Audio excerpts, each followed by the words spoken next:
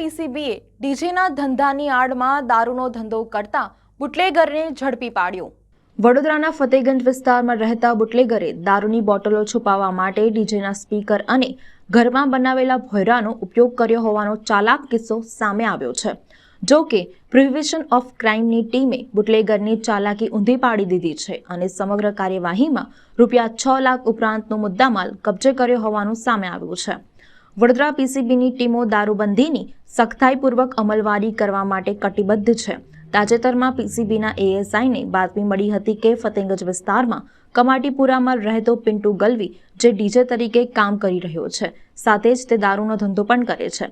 બાતમીના આધારે પીસીબીની ટીમે ઉર્મી અપાર્ટમેન્ટમાં આવેલા મકાનમાં રેડ કરી હતી। દરમિયાન ડીજેના ધંધાની આડમાં ઇંગ્લિશ દારૂનું પણ વેચાણ કરતો હતો। પીસીબીની ટીમે ઘરમાં બેડરૂમમાં બનાવેલી દિવાલમાં ચણતર કરી બનાવેલા ચોરખામાં અને ડીજેની નાના મોટા સ્પીકરોના બોક્સમાં છુપાવેલા જુદી જુદી બ્રાન્ડના ભારતીય બનાવટના વિદેશી દારૂ પકડી પાડ્યો છે અને પ્રદીપ ઉર્ફે પિન્ટુ ધનેશભાઈ ગલવી કહાર સામે ફતેગંજ પોલીસ મથકમાં પ્રોહિબિશન અંતર્ગતનો ગુનો નોંધવામાં આવ્યો છે।